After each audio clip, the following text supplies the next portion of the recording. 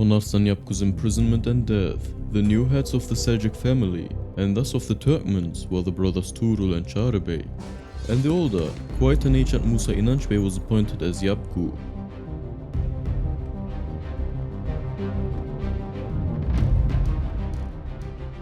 Sultan Mahmud sent an envoy to Tughrul and Tughrul Bey to apply the same policy of elimination that he had successfully applied to Arslan Yapku, but they refused to accept his proposal. On the other hand, Ali Tekin came to Bukhara again after the meeting of Yusuf Qadir Khan and Sultan Mahmud. This time he sent a message to Tughrul and Tughrul Bey and proposed an alliance against their common enemies, but Tughrul and Tughrul Bey, who could no longer trust him because of his hostile attitude and behavior towards them in the past, did not accept his proposal.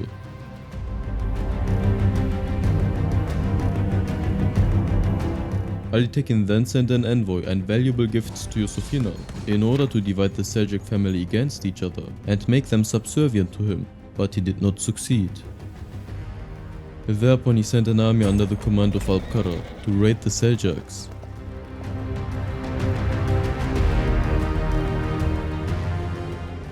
Many Seljuk beys and soldiers, especially Yusuf Inal, were killed in the battles. Nevertheless, the Seljuks, who recovered in a short time, mobilized with an army led by Tughrul, Shara and Musa Yapku, and defeated the army of the Bukhara Karaghanid Principality under the command of Alparslan and succeeded in killing him. Nevertheless, in the face of Ali Tekin's continuous attacks, the Seljuks were forced to migrate to Khorasan and settled in the regions of Shurahan and Darhan given to them by the Ghaznavid governor Altuntash. On the other hand, Mahmud, the Ghaznavid Sultan, died around this time, and his son Masud, who emerged victorious from the struggle for the throne with the support of Ali Tekin, became the Ghaznavid Sultan. However, Masud, who continued to implement his father's policy, assigned Altuntash, the governor of Khorasan, to lead an expedition to Bukhara against Ali Tekin.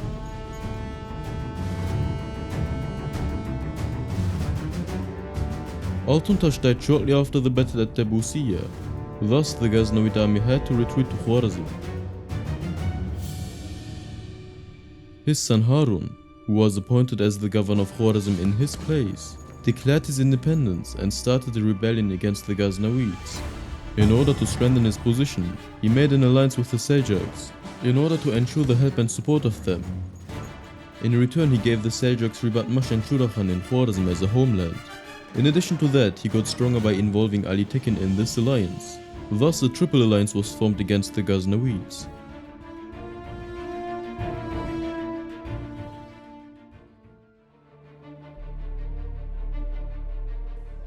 In October 1034, on the feast of Eid al-Adha, the Emir of Jan Shah Melik, a member of the Barani tribe of the Oghuzes, who seems to have been closely following the Seljuks who had come to Khorasan and taken up residence there, organized a sudden raid on the Seljuks. He killed 8,000 Seljuks and took many women, children and soldiers prisoner.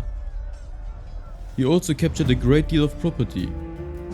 The Seljuks, who thought that they were in a safer place, were extremely surprised and alarmed, and thought that they had been betrayed by Ali Tekin or Harun. Immediately after the incident, Harun, in order not to lose his ally the Seljuks, consoled them, giving them a lot of goods and money. He also attempted to reconcile the Seljuks with Shah Melik, but without success. Shah Melik, who wanted to attack the Seljuks again, had to retreat to Jand in the face of Harun's large army.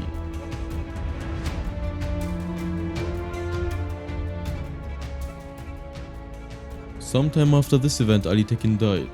Thus Harun, who was in a struggle with the Ghaznavids, lost a very important ally. Taking advantage of this, Masud, the Sultan of Ghazni, had Harun, who had fallen into a weakened state, killed by an assassin he secretly sent. After these two important events, the Seljuks entered a serious and dangerous period again, under the threat of Ali Tekin's sons on the one hand, and the Ghaznavids on the other. When the Seljuks could no longer dwell in Khorasan in the spring of 1035, they crossed the Amudarya with 10,000 cavalry and reached Khorasan without permission from the Ghaznavids, settling in Merv, Seras and Farava.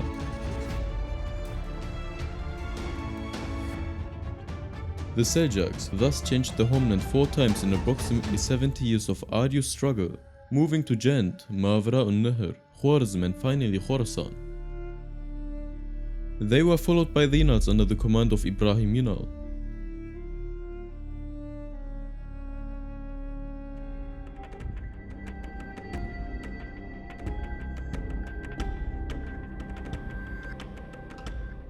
With their arrival, the Turkmens of Arsanyapgu fled to Iraq because of old enmity.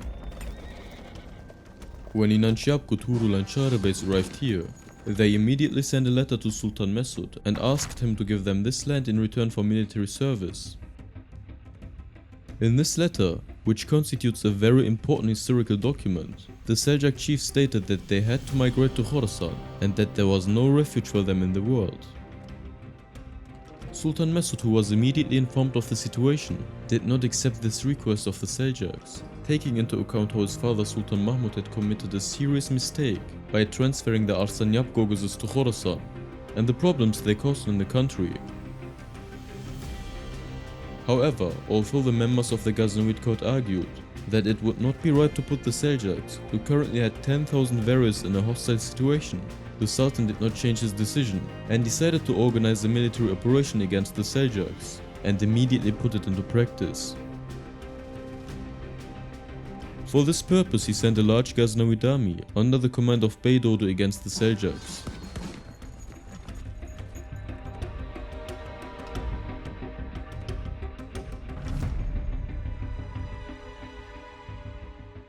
The Seljuks were defeated at first, but they defeated the Ghaznavids in the main battle fought in the Nessa region, especially thanks to the great military skill of Tughrul Bey. The commander-in-chief Bey Dodo and his scattered forces were able to escape to Nishabur with difficulty. This victory against the Ghaznavids was a very important and historical achievement of the Seljuks on their way to establishing a state. The Seljuks, who won a great victory against a great state for the first time, obtained so much gold, silver, weapons, tools, clothes and animals that they were astonished.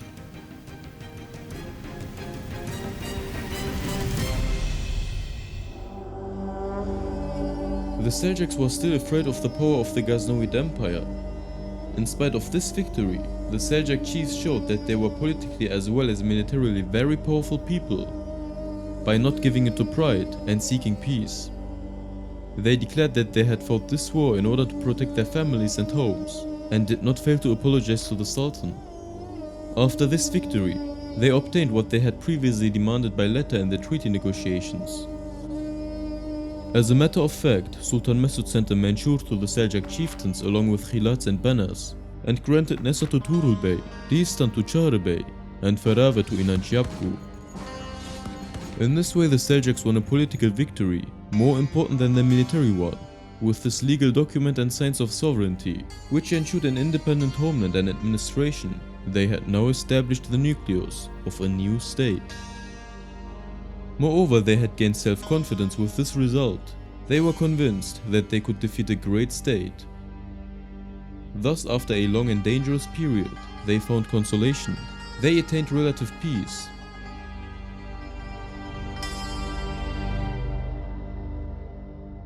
In this new homeland, the Seljuks were increasing and strengthening with the continuous Oghuz migrations. Despite the agreement, the Seljuks and the Ghaznavids could not establish a trust, and both sides were skeptical of each other. For according to the Ghaznavids, the Seljuks were pursuing great dreams. As a matter of fact, there were reports that they were mocking the Sultan's khilats and throwing the cones he had sent them. On the other hand, Turkmens were invading everywhere.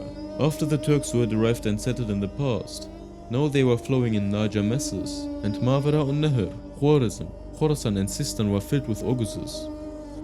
Bust, Guzgan and Saras were being raided and plundered.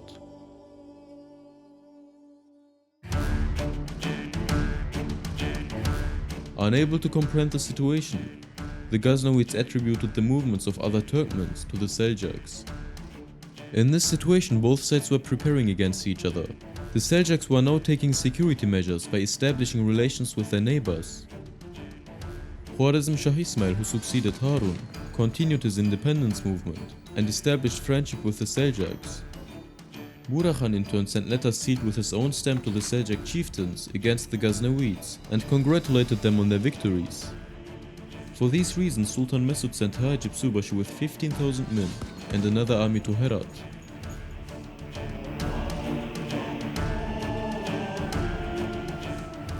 The Seljuks, who were worried about this movement, contacted with Khorasan Shah Ismail on the one hand and sent an envoy to the Sultan on the other hand, stating that they didn't commit any offense and that the invasions and raids carried out because the Ceyhun and Balhan mountain roads were open belonged to other Oguzes. Nevertheless, they still complained about the narrowness of their homeland and the large number of their people and demanded the taxes of the cities of Merv, Seras and Balverd as salaries and offered military service in return. The Seljuks, while acting with his political subtlety and maturity, understood the Sultan's threats.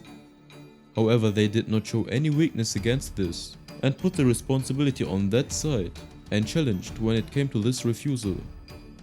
Indeed, pointing to the army sent to Nishapur and Herat, they said, "If they attack us, we will take the defense. In that case, the respect between us will cease. Therefore, the decision belongs to you."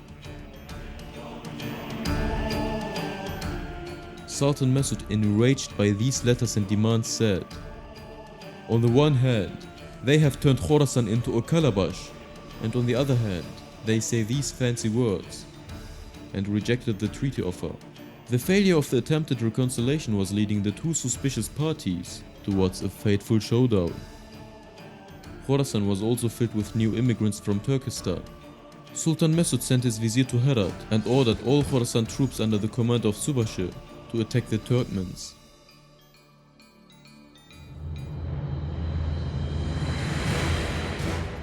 Although the situation was so dangerous, he himself made an expedition to India and was engaged in the conquest of the castle of Hansi. As the Sultan arrived in India and the winter of 1037 came, Subashi remained completely idle. In view of this situation and the constant news, the Sultan returned from India and ordered an offensive. Subashi traveled with his army from Nishapur to Seras. The Seljuks, who were terrified of this advance, were forced to accept a battle in front of Seras by sending their families and their weights to the desert of Merv. In this situation, they were even preparing to leave Khorasan and migrate. In the first encounter, the Seljuks, in groups, harassed the Ghaznavid army and retreated quickly to the desert, thus compensating for their lack of strength. Their light cavalry gave them the ability to attack and retreat frequently against the heavy Ghaznavid army.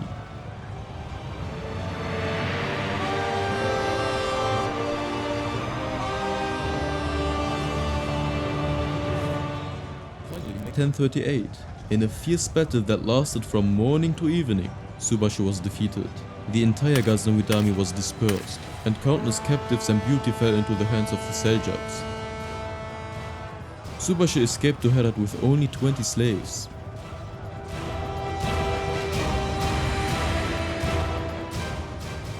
The second victory of the Seljuks completed the first one and brought them independence instead of autonomy.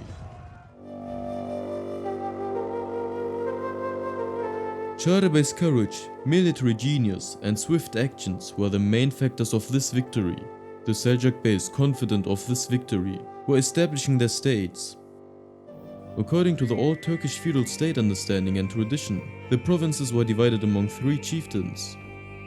Tughrul Bey, as the legal and fiduciary head of the state, had Nishapur, Çağrı Bey had Merv, and Inançapko had Seras. The Ghaznavid rule in Khorasan came to an end, and the Seljuk state began. When Ibrahim Inal went to take over Nishapur 12 days after the victory, his words in the face of the people's anxiety are very important in terms of expressing the high state-building qualities of the Seljuk Beys. "I am writing to our eldest Tughrul Bey, who is a just Padishah. He will appoint Çağrı Bey to Merv and Yapko to Seras. Until today, the corruption or plunder was the work of the small people and was caused by hardship and necessity. Today the situation has changed, and the country is ours." 3 days later, Tughrul Bey entered Nishapur with 3,000 armored cavalry regiments. In this foundation of the Seljuk state, Tughrul Bey became the Sultan, and Çağrı Bey became the Malik and army commander. After a while, the Abbasid Caliph Al-Qa'im bi-Amrillah sent an envoy to Tughrul Bey in Nishapur. Thus the Abbasid Caliphate recognized the Seljuk rule in Khorasan. Thus the Seljuks, after 3¼ centuries of great suffering and loss for the sake of Islamic jihad and the love of independence, finally, fate began to laugh at them, and a world empire was born under the leadership of a great genius like Tughrul Bey.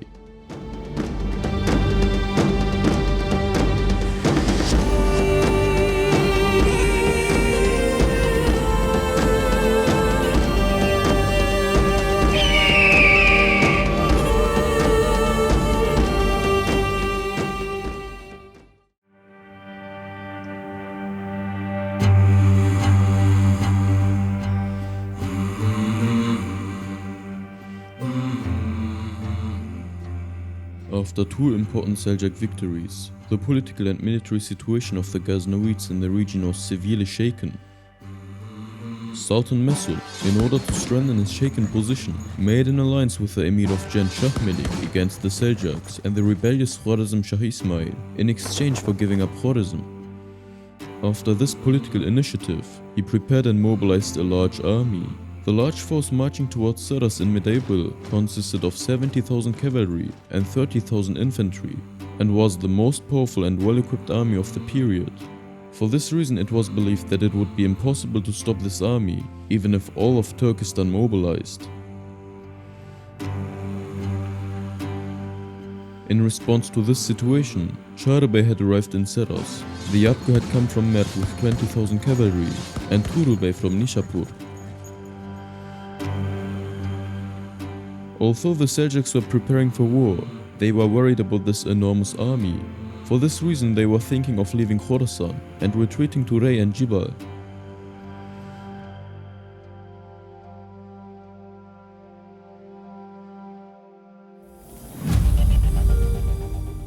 However, Tughrul, who was opposed to Tughrul Bey and the Yunals, defended the idea that it was impossible to move and hold on anywhere else. He argued that the Ghaznavid army was heavy and weak in mobility, while they were light and mobile.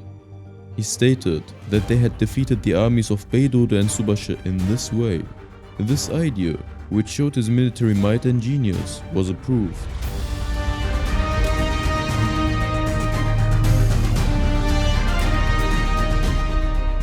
The two armies started the battle on May the 15th, 1039, with the sound of drums and trumpets. However, until Eid, the war was characterized by light skirmishes. After Eid, when the Ghaznavid army launched a fierce attack, the Seljuks, overwhelmed by superior force, retreated to the desert. The Ghaznavid army, unaccustomed to desert movement, could not pursue, and the Seljuks waited for the great heat in order to beat the enemy.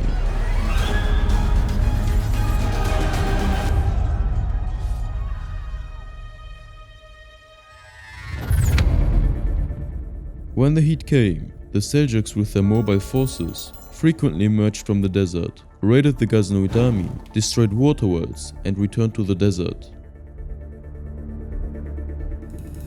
Having achieved partial success, Sultan Masud decided to retreat to Herat to beat the heat and force the Seljuks to make peace. According to the recommendations made by the vizier, both sides reached a temporary agreement in order to stall each other, but both sides continued their preparations. The Seljuks had also called upon the large number of Oghuz immigrants coming from Turkestan for help, while growing in number and strength. Therefore, this temporary agreement worked in favor of the Seljuks. Thus Sultan Masud returned to Herat with his army in August 1039. However, on the way, he suffered many losses due to the Turkmen's pursuit and attacks. The Ghaznavid army retaliated and inflicted many casualties and captives on the Seljuks.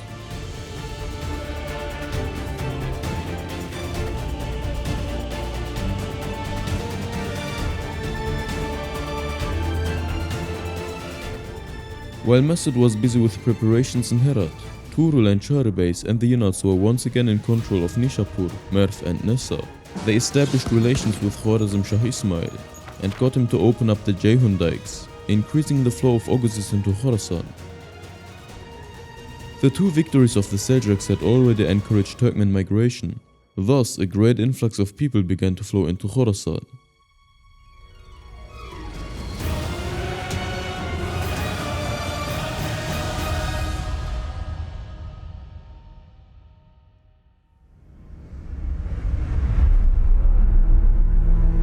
After Sultan Masud finished his preparations and prepared his army for desert movements, he moved in 1039 and entered Nishapur with the aim of capturing Tughrul Bey.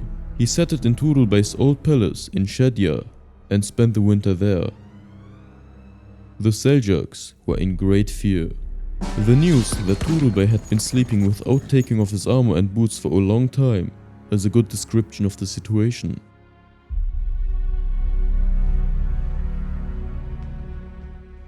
When the Seljuks inquired about Tughrul Bey's orders and decision, he again said that he had decided to retreat in the direction of Dehistan and Gurgan. Thinking that the Ghaznavid army would not be able to come, he intended to migrate to Ray and Jibal if necessary and unite with the Turkmens there.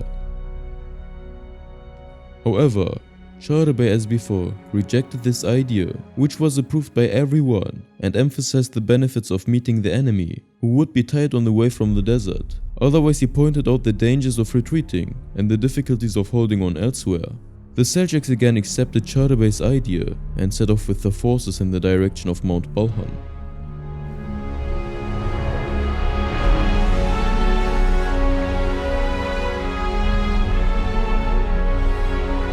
When Tughrul Bey's courage and military vision prevailed, the Seljuks engaged in battle in mid-May 1040 in the first days of Ramadan.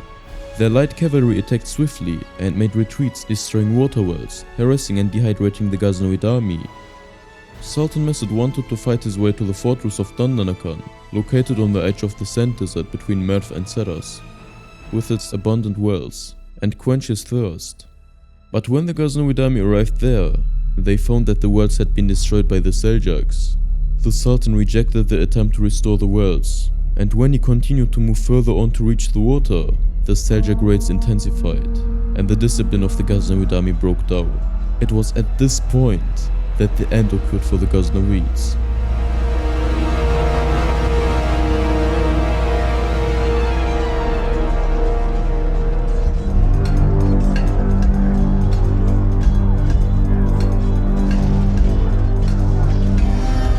The Battle of Dandanakan, one of the turning points of history, continued for 3 days with all its intensity.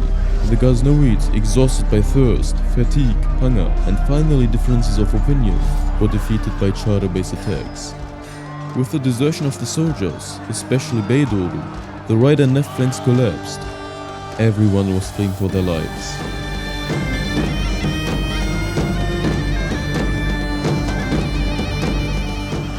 By Friday, May 23rd, 1040, the Ghaznavid army was no more.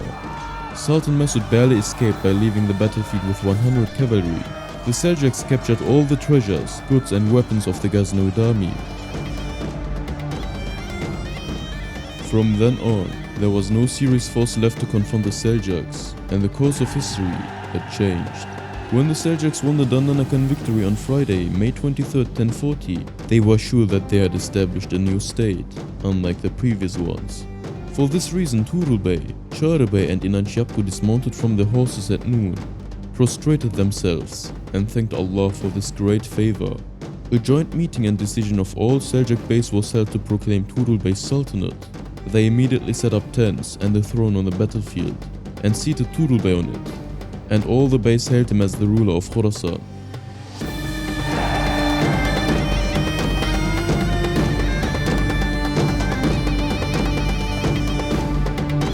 In order to announce this great victory, they sent conquest letters to the Karaghanid rulers, to the sons of Ali Tekin in Bukhara, to all the elders of Turkestan, and to the sons of Kakuya in Persia, announcing their victory. On top of these, in the conquest note they sent to the Abbasid Caliphate, they mentioned the oppression of Sultans Mahmud and Masud, the evil they had done to them, the demands of the great people of Khorasan for their protection, and that they had won the victory by fighting in self-defense. They stated that the Ghaznavid rulers were sons of slaves, and that they were sons of rulers, that they had abolished oppression and established justice, that the Seljuks had been loyal to the Caliphate since time immemorial, and that they would continue to wage war for Islam.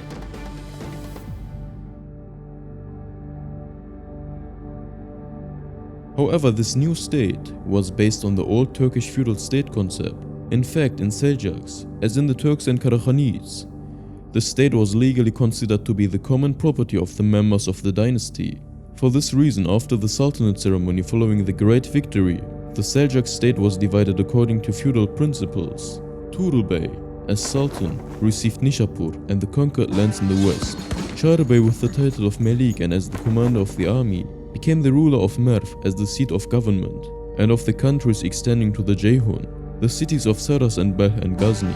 Inanç Bey, retaining his old Turkish title, became the ruler of Herat, and the provinces to be conquered up to Bust, Isfizar and Sistan.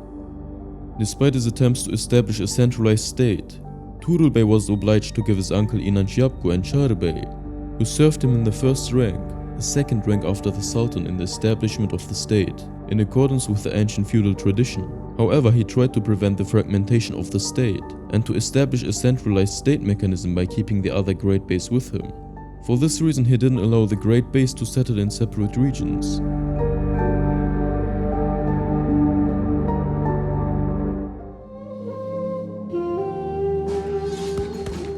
According to the decision taken after the Dandanakan victory, Sultan, Melik and Yapgu went to their own countries and started conquests.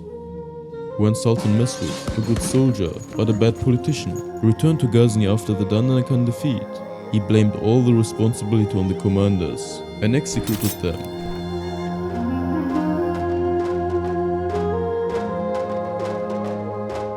Tughrul Bey besieged Bel with a large army. When Mesud's son Mevdud, who came to the rescue, was defeated, the city's governor Altuntaş surrendered.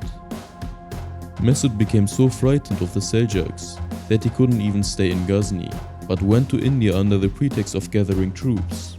He was killed in 1041. The Seljuks, who continued their conquests rapidly, soon became the most influential power in the region.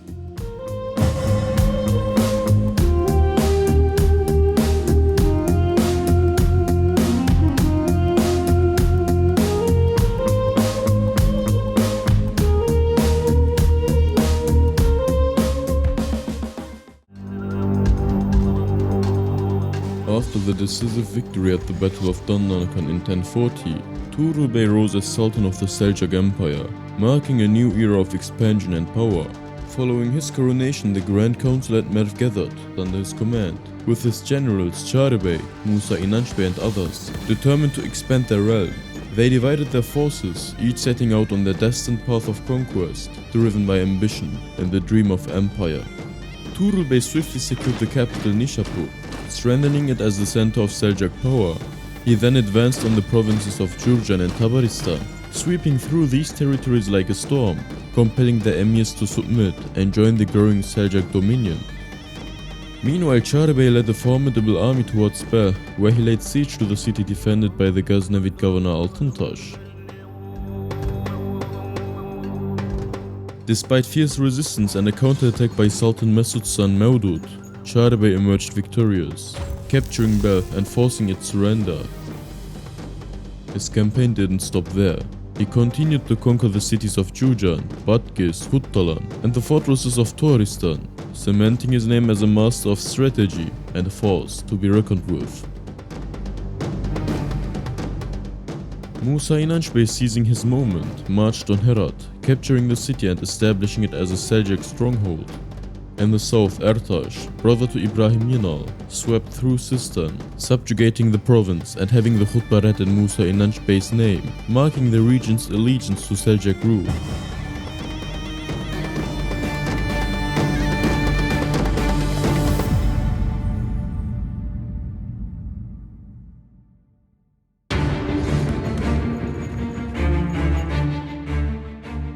On February the 12th, 1041, the Emir of Melik, who was a fierce and unyielding enemy of the Seljuk Empire, unleashed his ambitions upon the region of Khorasan. This land, granted to him by Sultan Mesud, became the battleground for one of the bloodiest encounters of the age. Shah Melik led a vast army into the field of Asib, where he clashed with Khorasan Shah Ismail, the ruler of the region, in a battle that raged with unbridled fury. For 3 days, swords clashed and arrows darkened the sky as blood flowed like rivers, staining the earth with the toll of war. The intensity of the conflict was unmatched, with neither side willing to yield. Yet, despite their fierce resistance, the forces of Khorasan Shah Ismail could not withstand the relentless assault of Shah Malik's troops. Overwhelmed and defeated, Ismail had no choice but to abandon his shattered lines. On March 29, 1041, with what remained of his loyal forces, he fled Khorasan, seeking refuge with the one power he hoped could save him, the Seljuks.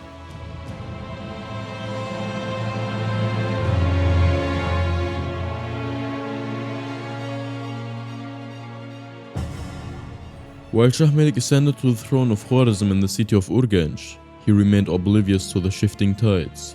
Unaware that Sultan Masud, his benefactor, had died, Shah Malik had a khutbah read in the name of the deceased ruler, proclaiming his loyalty in vain.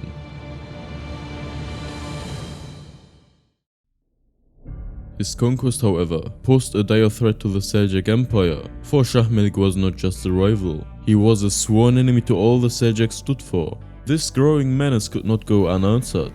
Tughrul Bey, known for his strategic brilliance and fierce loyalty to the Seljuk cause, saw the need to act swiftly. Breaking away from his campaign against the Ghaznavids, he set his sights on Khorasan. With Khorasan Shah Ismail and his remaining troops now by his side, Tughrul Bey marched with a renewed force. In the spring of 1043, the Seljuk Sultan Toghrul Bey, alongside his trusted commander Tughrul Bey, set forth on a decisive campaign against Khorasan. Their target was Shah Malik, the Emir of Jand, whose defiance and enmity had become a thorn in the side of the Seljuks.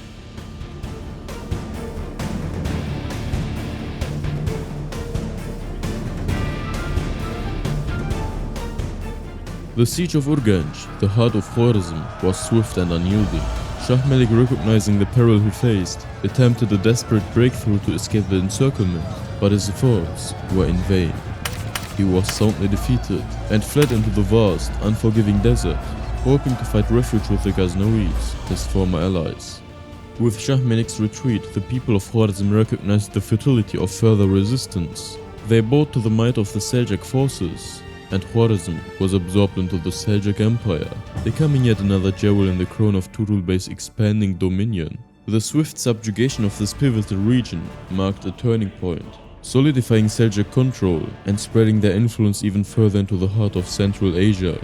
But the Seljuks were not content to merely hold the land. They sought to bring their enemy to justice.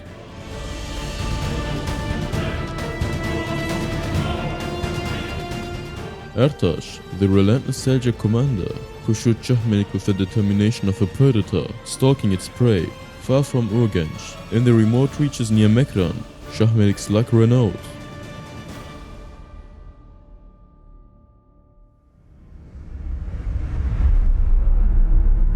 He was captured and delivered to Tughrul Bey, who had him imprisoned.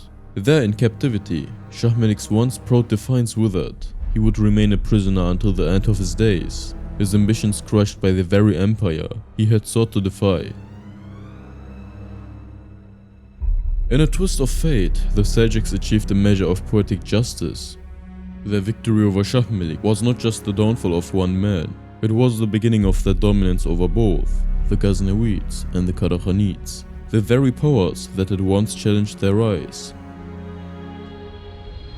The Seljuks, who had once been the hunted, now turned into the hunters, taking vengeance upon their enemies and bringing them under their control.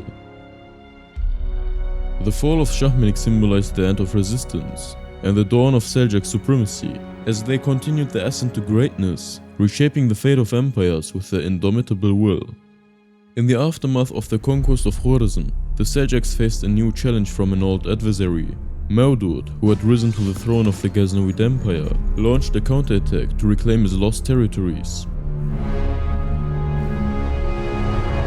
Seizing the moment when Tughrul Bey was engaged in his campaign in Khorasan, Mawdud moved with determination and besieged the city of Herat. With relentless force, he captured Herat and set his sights on the province of Sistan, determined to undermine Seljuk control.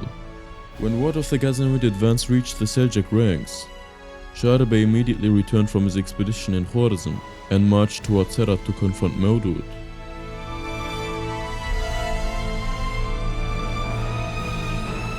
The city of Herat was soon under siege by the Seljuk forces. But Tughrul Bey, the fierce commander, fell gravely ill in the midst of the campaign. Unable to continue, he was forced to retreat, while the Seljuk forces momentarily lost their momentum. Sensing the urgency of the situation, Tughrul Bey dispatched Ertaş to Sistan to confront Mevlud directly.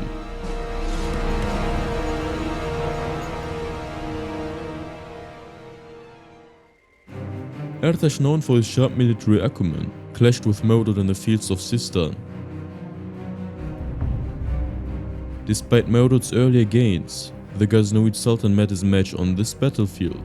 Ertaş's tactical prowess led the Seljuks to a decisive victory, reclaiming both Sistan and Herat for the Seljuk Empire. The banners of the Seljuks once again flew over these crucial territories, restoring the prestige of their dominion. As Tughrul Bey's illness worsened, he entrusted the responsibility of leading the Seljuk forces to his young son Alparslan, who was merely 14 or 15 years old. This moment marked the first emergence of a future legend onto the stage of history.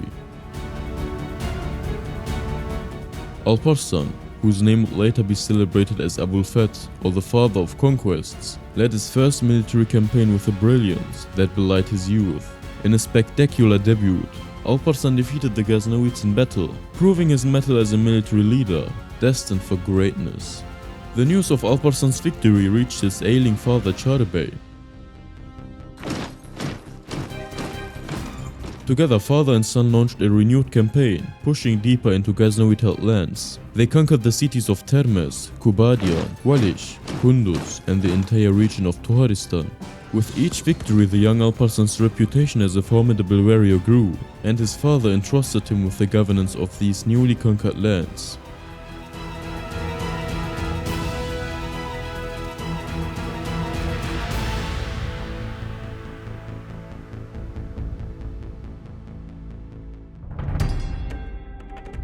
Despite the Seljuk sweeping victories, the Ghaznavids demonstrated resilience. Mevlud's forces, though battered, remained unbroken, proving that the spirit of the Ghaznavid state was still alive. Their ability to continue the struggle despite the Seljuk onslaught highlighted the enduring strength that Sultan Mesud had once feared would crumble.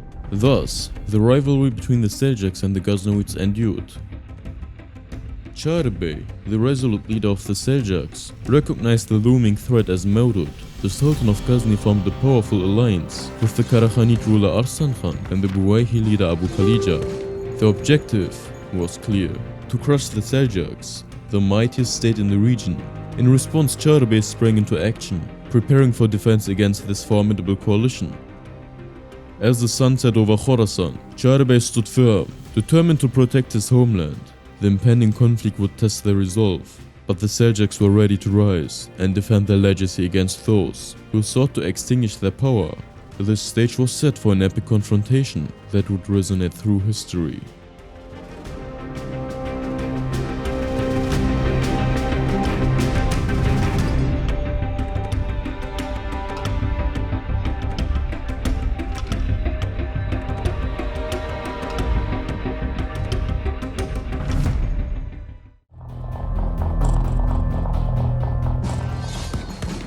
The rise of the Seljuks was swift and unstoppable, shaking the balance of power in the region. Alarmed by their growing dominance, Sultan Mevlud of Ghazni, Arslan Khan of the Karakhanids, and Abu Khalija of the Buwayhids formed a formidable alliance to destroy them. The declaration of war from three sides loomed large, but Sultan Toghrul Bey remained resolute. He dispatched his half-brother Ibrahim Minal to secure the western front.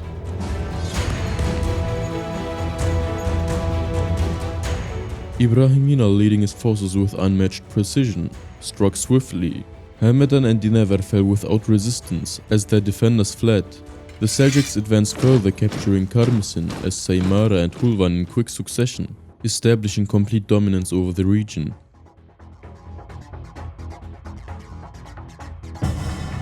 Abu Khalija, unable to counter the Seljuk advance, gathered his army and marched to meet them. However, the harsh desert claimed much of his forces, leaving him no choice but to seek peace. Tughrul Bey accepted the offer, instructing Ibrahim Minal to fortify his new conquests. With the west secured, the Seljuks turned their attention to the east. Sultan Mehmed of Ghazni, preparing to march against them, met an untimely death, sparing the Seljuks a major conflict.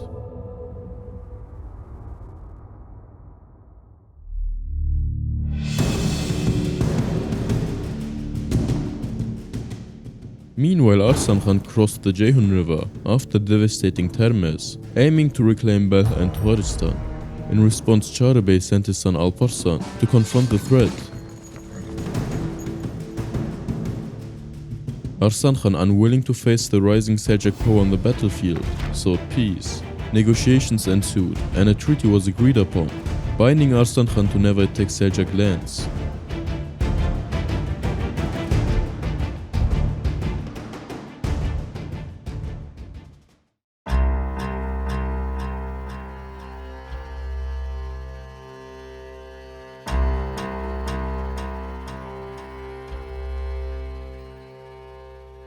One of the most important issues that troubled the Seljuk state since its foundation was the migration of the nomadic Oghuzes.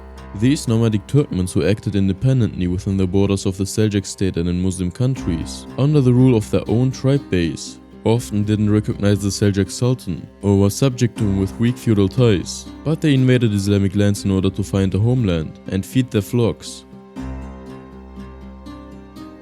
They fought with the local population and eventually led to plunder and slaughter.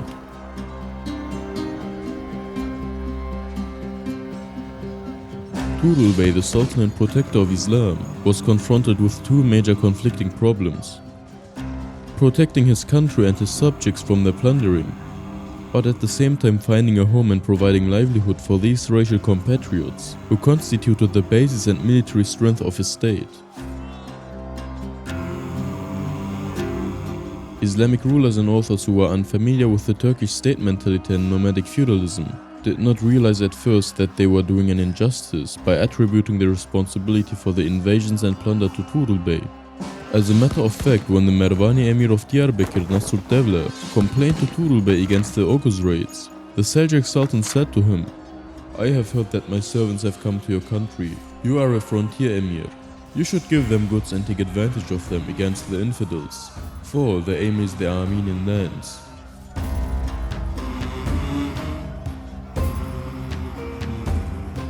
With his letter in reply, he both protected these rebellious compatriots from afar, think of the local Muslim people, and showed the necessity of the conquest of Anatolia. Indeed, in 1047, a very large army of Oghuz migrants had arrived in Nishapur from Turkestan. They were complaining about their homelessness. Ibrahim Inal said to them, "My country is not large enough for you to live in. Therefore, the truth is that you should go to Anatolia, do jihad in the way of Allah and take beauty, and I will come after you and help you in this matter." Ibrahim Inal gave a good example of the necessities under which the Seljuks embarked on the conquest of Anatolia and the policies of the state in this regard. Turkish migration to Islamic countries continued uninterruptedly. As Islam spread among the Turks, migrations followed one another. These endless migrations and invasions caused great problems and troubled the state. In 1044, in order to put an end to this situation, the Caliph Qaim bi Amrillah sent the famous scholar of the time Maverdi to Tughrul Bey with a letter. By welcoming the envoy from a distance, the Sultan was showing his respect to the Caliphate. The Caliph and his envoy, who couldn't comprehend the political situation of the Turks and the importance of the migration, considered Tughrul Bey responsible for these events and couldn't understand the Sultan. The Caliph said in his letter, "O Tughrul Bey Muhammad, the countries you have taken are enough for you. Do not touch other Islamic countries and their rulers." To this Tughrul Bey replied, "My soldiers are many, and these countries are not enough for them." The messenger said, "Even if you take the whole world and destroy it, it will still not be enough for you and your soldiers." And he was urging the Sultan to take the right action. Tughrul Bey replied as follows, "I am doing everything in my power for the right action. If my men who are hungry are doing bad things, what can I do against it?" After this meeting, the Sultan, who didn't fail to honor the Caliph and his envoy, didn't forget to send a gift of 30,000 dinars to Qaim bi Amrillah.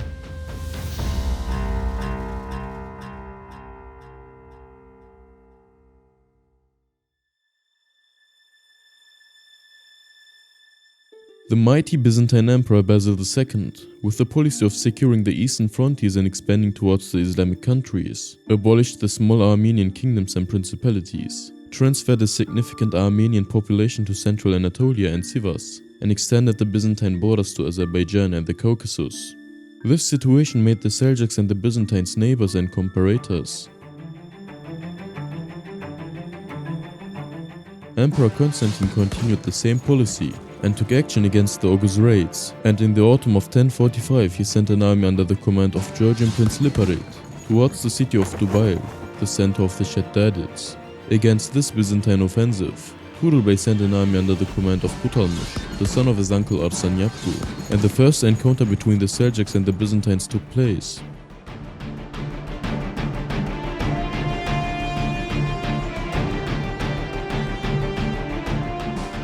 In the autumn of 1045, Kutalmış defeated the Byzantine army consisting of Georgians, Armenians and Greeks. In the battle that took place in front of the walls of Ganja, the Byzantines suffered many casualties, including Vahram, the commander of the Armenian forces. After this victory, Kutalmış advanced along the Aras river and informed Tughrul Bey. He said, "These regions are rich and the Romans are as cowardly as women, and therefore can be easily conquered." Kutalmış and Musa Yapgu's son Hassan invaded the Persian and Erzurum plains with 20,000 men and entered the Vasbrokan region.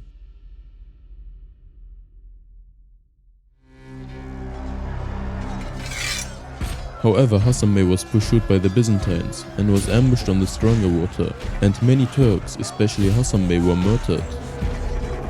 While this defeat was taking place, Kutalmış was paused with the siege of Ganja. The defeat and death of Hassan, the son of Inanç Yapgu, one of the great Seljuk Beys, caused great sorrow to Tughrul Bey, and he appointed Ibrahim Yunal, who had made extensive conquests along the Tigris, to lead an Anatolian expedition against eastern Rome. In 1047, Ibrahim Yunal dispatched a large number of Turkmen people who had come to Nishapur from Turkestan and were looking for a homeland to Anatolia, and then, according to his promise, he himself mobilized with a large army from behind. The Turks marched on the city of Erzan.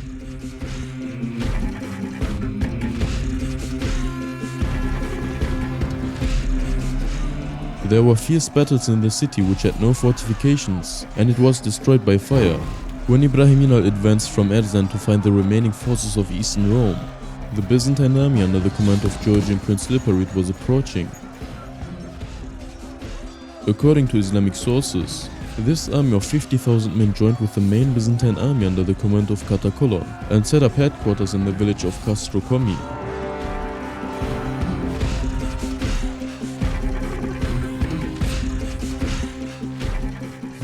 The Romans offered to attack before the Turks assembled, but Liparit, who considered Saturday as an inauspicious day, refused. Therefore, Ibrahim Yunal formed a line and attacked on Saturday. The Byzantine forces and the Byzantine generals Katakolon Kekavmenos and Aaronios commanded two wings. The Byzantine center was given to the Georgian and allied forces, and the commander of the center was the Georgian Prince Liparit IV. The fighting began with the Seljuk light cavalry attacking on all fronts and engaging in fierce close combat.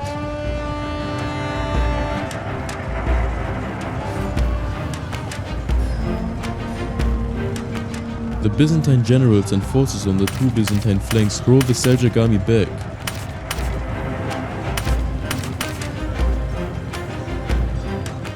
However, in the center, the army of Ibrahim Yunal defeated the Georgians and captured their commander Liparit IV. The news of the collapse of the center of the Byzantines and the capture of the commander Liparit IV didn't reach the two Byzantine wings and the commanders. The Byzantine forces continued to advance against the Seljuk resistance at night.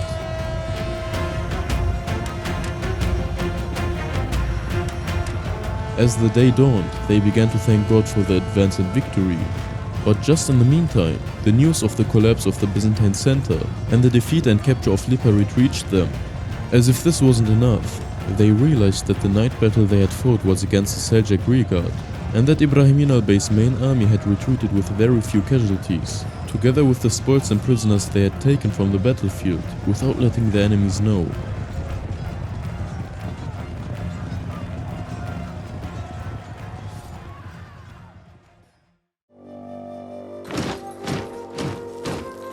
After this first great victory against the Byzantine army, Ibrahim Inal returned to raid to Tughrul Bey with a 5-day forced march, with the important captives and spoils he had taken with him.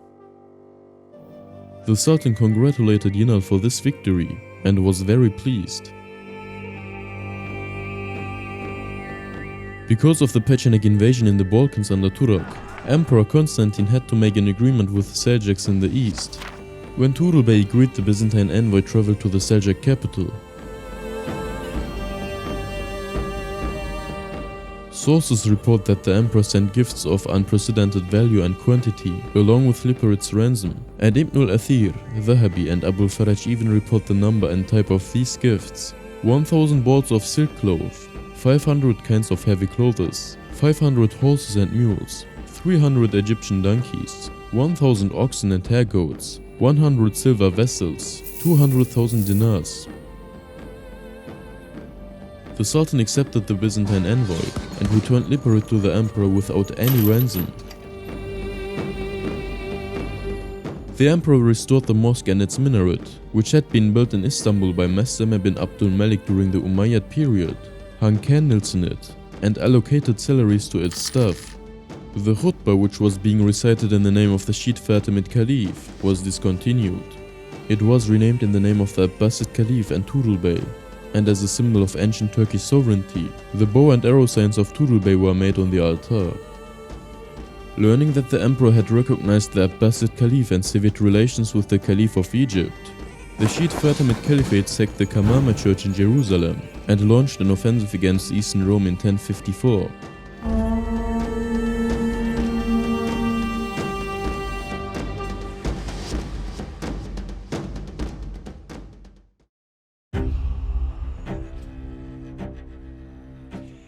As Tughrul Bey's power spread and the Seljuk state expanded, the unrest of the Shiite Buwayhis ruling Baghdad increased, and the Sunnite-Shiite struggle intensified. When the Abbasid Caliph Qa'im bi Amrillah enlisted the help of Tughrul Bey against them, the atmosphere became very tense. Arslan Basasiri, the former chief of the Turkish soldiers in Baghdad, began to persecute the Seljuk supporters of the Caliph. He had even entered into relations with the Fatimid Caliph ruling in Egypt and Syria, who was trying to overthrow the Sunnite Islamic order and to abolish the Abbasid Caliphate.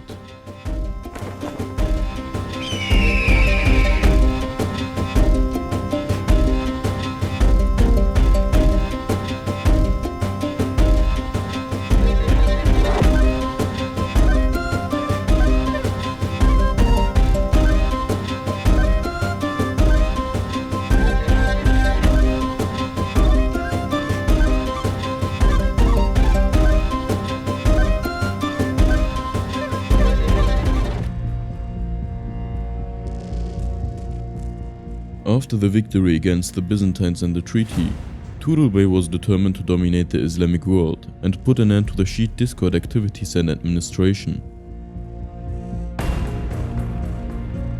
However, Ibrahim Inal, who had rendered great services in the establishment of the state and won the victory at Kapetron, was deprived of his rights according to the feudal state understanding, deprived of a sovereignty like Çağrı Bey and İnançapgu, and was in a broken state due to the centralist policy of Tughrul Bey. Therefore, he was trying to establish an area of sovereignty for himself with Hamadan as its center. Tughrul Bey was forced to take action against this attempt, which prevented the expansion of the state and contributed to its disintegration. He informed Ibrahim Inal about the surrender of Hamadan and some Jibal fortresses and wanted to prevent a rebellion, but Inal refused this demand. Upon this, Tughrul Bey marched against his brother in 1050 with an army of 100,000 men.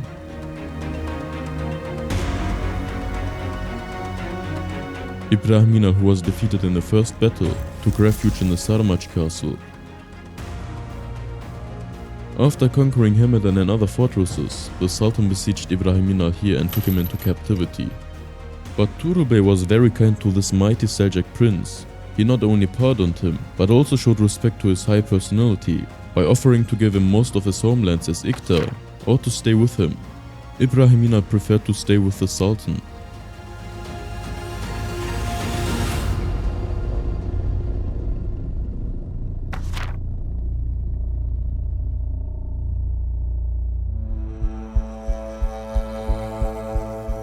After Tughrul Bey suppressed the rebellion of his brother Ibrahim Inal, he learned that Feramuz, the emir of Isfahan, had entered into relations with the Buyids against him. Therefore, he besieged the city of Isfahan. Isfahan was conquered after a year-long siege.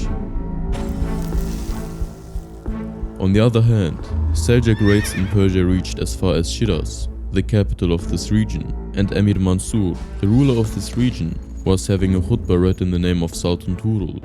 Kavurt, the son of Tughrul Bey, conquered Kirman. In addition, the emir of Mosul, Quraysh, had a khutbah read in the name of Sultan Toghrul instead of the Buyids. Thus, as a result of this advance of the Seljuks, the Buyid state in Iraq was now ruling only in a narrow area.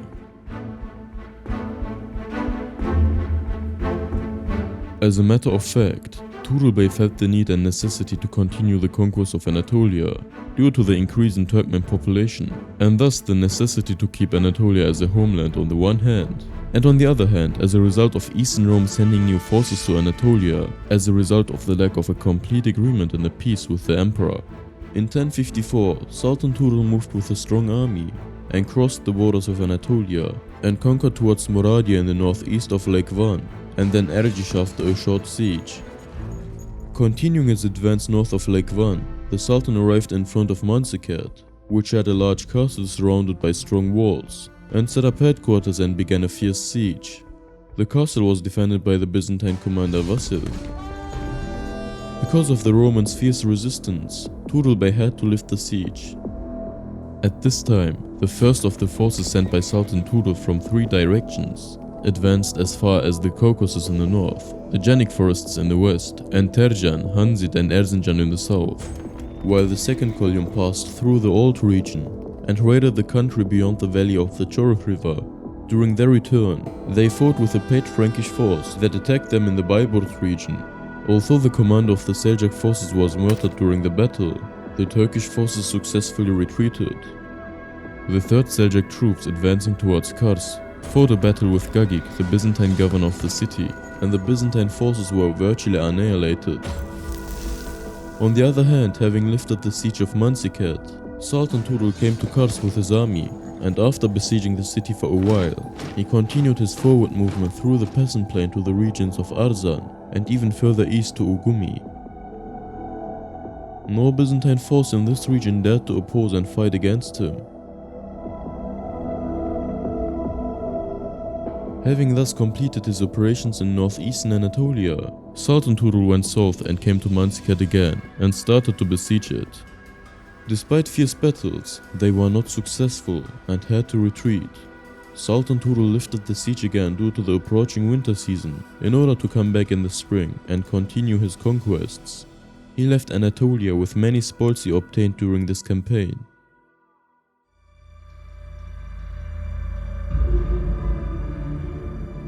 Sultan Toghrul had to leave Anatolia, especially because of the rebellious movement of Arslan Basasiri, the military governor of Baghdad, against the Abbasid Caliphate. However, the Beys and Seljuk princes he left behind continued to raid Anatolia and prepared the ground for the conquests in the coming years. As Tughrul Bey's power spread and the Seljuk state expanded, the unrest of the Shiite Buyids who dominated Baghdad increased, and the Sunnite-Shiite struggle intensified. When the Abbasid Caliph Qaim bi Amrillah enlisted the help of Tughrul Bey against them, the atmosphere became very tense.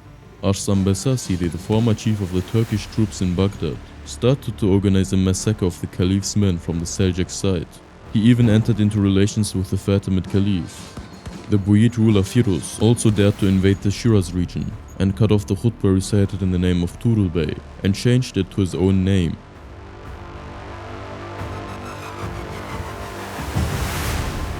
Tughrul Bey waged jihad against the internal and external enemies of Islam and always paid homage to the Caliphate. Finally, when the persecution of Arslan Basasiri and the Buyids increased, the Caliph Qaim bi Amrillah sent a letter to Tughrul Bey and insistently invited him to Baghdad and asked for his rescue. After spending the winter in Roy on his return from the Anatolian expedition, Tughrul Bey was compelled to march to Baghdad in the summer of 1055. Upon the insistence of the Caliph, due to the mobilization of the Buyids and the Shiites on all sides. With this expedition, the Seljuk Sultan was determined to eliminate the mischief of the Shiites and the Fatimid Caliphate of Egypt, to unite the Sunnite Caliphate with the Seljuk Sultanate, and to dominate the Islamic world. He also showed his respect and courtesy to the Caliph by asking for permission to enter Baghdad. The cautious Seljuk Sultan didn't neglect Arslan Basasir and the Turkish soldiers of Baghdad, and wrote letters to them, promising them favors. However, when the Seljuk Sultan approached, Arslan Basasir fled up to the Tigris, and his soldiers said that they would not allow the Oghuz to enter Baghdad, and would even use the sword.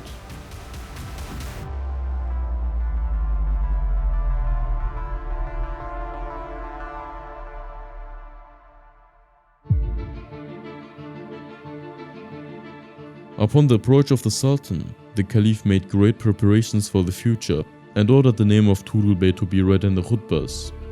The Buyid ruler Firuz, following the Caliph's advice, declared his obedience to the Sultan and led his troops to tents outside Baghdad. Thus, Tughrul Bey arrived at the gates of the city with his magnificent army. After establishing peace and tranquility, the Sultan settled in the government palace. He took over the state affairs. Thus, the countries belonging to the Buyids were included in the borders of the Seljuk state, and the Caliph wasn't recognized as a sovereign beyond his religious authority.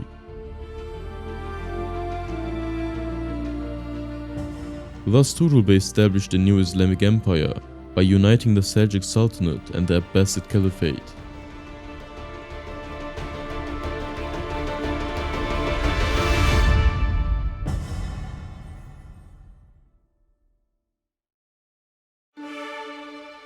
The Seljuk domination of Baghdad and the victory of Sunnism mobilized the Fatimids of Egypt. Arslan Basasir, who fled Baghdad, organized an army in Rahba with the help of Caliph Mustansir. The soldiers fleeing Baghdad joined him.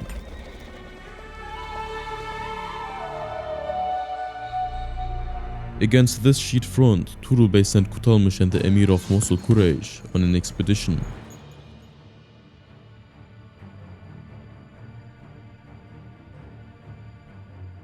In the battle with Arslan Basasir near Sinjar, in the beginning of 1057, Kutalmish was defeated and lost many soldiers. The people of Sinjar, who had Shiite tendencies, inflicted unprecedented tortures on the defeated Oghuzes, and even on the wounded. The wounded Quraysh joined them.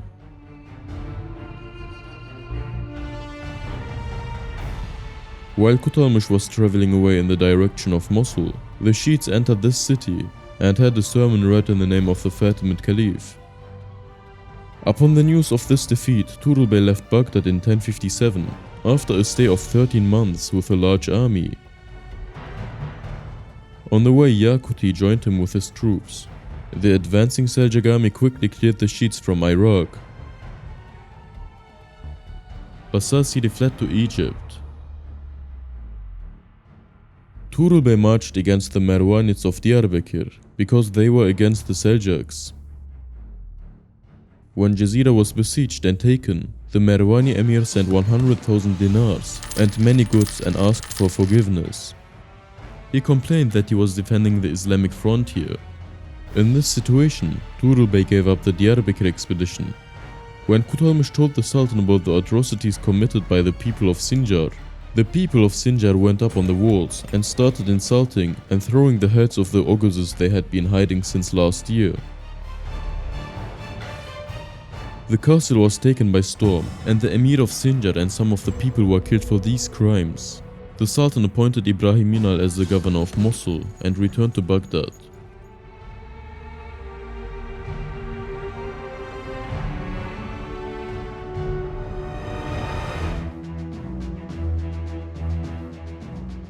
The Caliph honored Tughrul Bey with a magnificent ceremony for the elimination of the Shiites and the victory of Islam. Upon the wishes of the Sultan and the Caliph, the first meeting took place in the first palace of the Caliphate. The Caliph seated the Sultan on the second throne he had set up next to him.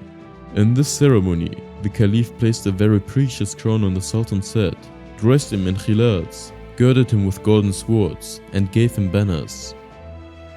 With this crowning, sword girding and blessing, the Caliph declared Tughrul Bey as Sultan of the world and bestowed upon him the titles of the foundation of religion and partner of the Caliph.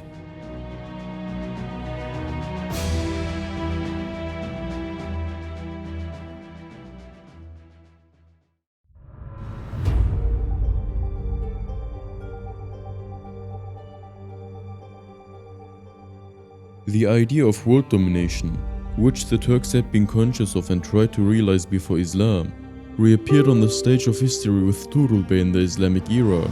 Thus Tughrul Bey handed over the domination of the Islamic world to the Turks and left this legacy, the ideal of world domination, to his successors, the Seljuks and Ottoman sultans.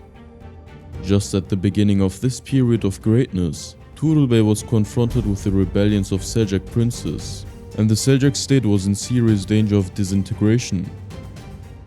While Tughrul Bey was on a campaign to Mosul, Resultekin, the brother of his uncle Kutalmış, invaded Basra, Ahwaz and Shiraz. Since the Sultan was determined to establish a centralized state and destroy the old Turkish feudalism, he sent Hazaresp, the governor of this region, against Resultekin.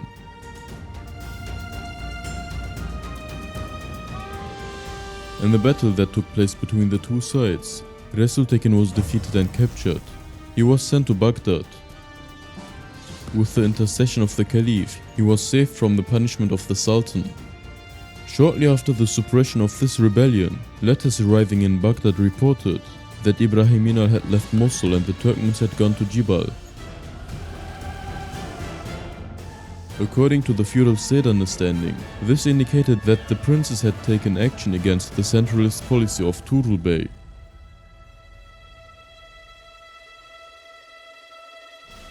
However, the envoys of the Caliph and Tughrul Bey persuaded Ibrahim Inal to return to Baghdad without taking any action.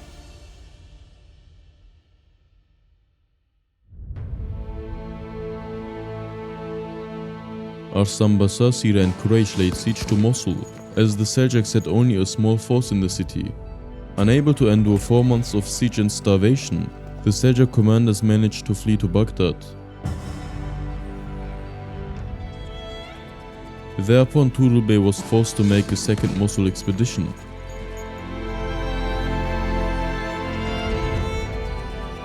Basasir and Quraysh destroyed Mosul and fled. When the Sultan followed them and reached Nusaybin, Ibrahim Inal retreated towards Hamadan with a large army, consisting of his former soldiers and members. In fact, Ibrahim Inal reached Hamadan, where his treasures were located, and he now attempted to seize the Seljuk throne.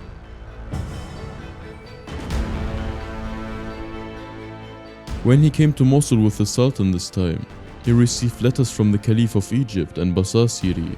They declared that they would help him and recognize him as the Seljuk Sultan. As a matter of fact, the Caliph of Egypt had sent an army to help Basasiri and to expel the Oguzes who had entered Syria. Seeing that the state was in danger and the Shiites were on the move, Tughrul Bey moved swiftly from Nusaybin and set off in pursuit of Ibrahim Inal. Tughrul Bey was obliged to send some of his troops to the defense of Baghdad together with his vizier Amidul Mulk against the Shiites, while he was pursuing his half-brother. In this way, the Sultan's forces were divided. When he reached Hamadan, Ibrahim Inal, together with his brother Ertash, had become very strong.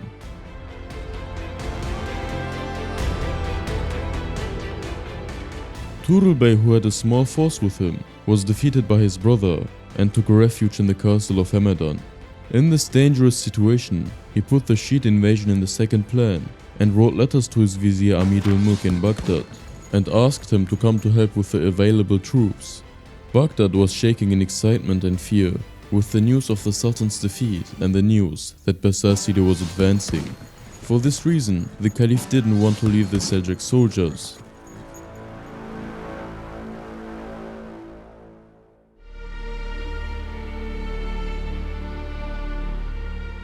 Amidul Mulk took the Oghuz soldiers under his command and set out for Hamadan. The Sultan wrote a letter to Tughrul Bey and said, "My brother is trying to take my right and destroy my sultanate. I need your help and assistance." Thereupon a considerable force arrived under the command of Alparslan, Kavurt and Yakuti, the sons of Tughrul Bey. In the great battle between the two sides near Ray, on the 3rd of August 1059, Inal's army was finally defeated, and many Turkmen were killed in the battle.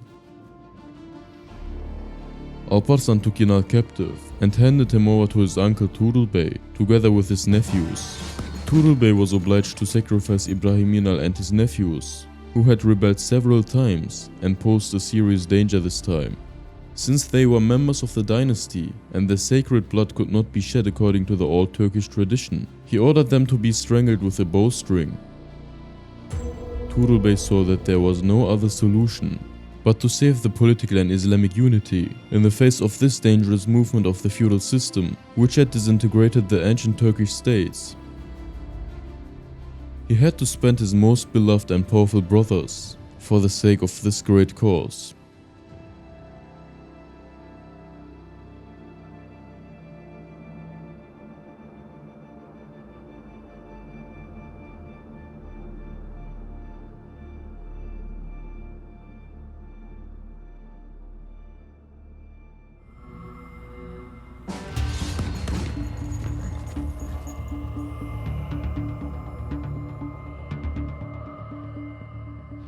Abbasid entered Baghdad without encountering any resistance. The Caliph was captured and a khutbah was recited in the name of the Caliph of Egypt and coins were minted. When the Shiites started to riot in Baghdad, a considerable part of the people fled the city. After taking Baghdad and establishing extreme Shiite rule, Abbasid also invaded Basra. Meanwhile, the news of Tughrul Bey's victory over Ibrahimina arrived, and Abbasid had to return. Upon the news of Tughrul Bey's arrival at Kasr-i Shirin, Arslan Abbasid fled Baghdad after a one-year occupation. Now the Sunnites took revenge instead of the Shiites. Fires broke out in the neighborhoods and bazaars. The Caliph prayed a lot for the Sultan and girded his sword to him. The poets wrote odes congratulating the Caliph and the Sultan on the occasion of this blessed day of liberation. Sultan Toghrul Bey, after establishing order in Baghdad and placing the Caliph in his office, marched with his army against Abbasid.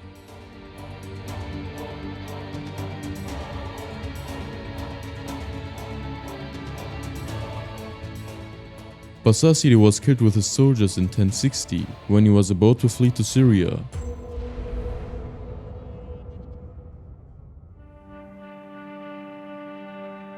After this result, the joy of the people was endless. Thus, the Seljuk state, the Caliphate and Sunnite Islam were saved, and the former power and splendor were restored. The year 1059 was a year of loss for the Seljuk state.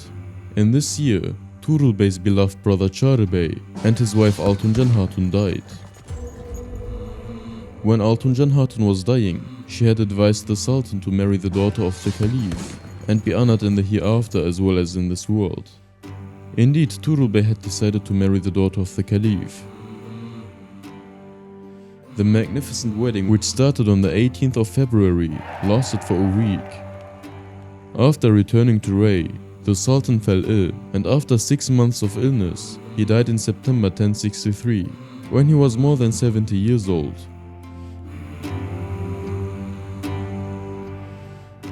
The Caliph and his vizier declared an official mourning for the Sultan in Baghdad and accepted the condolences.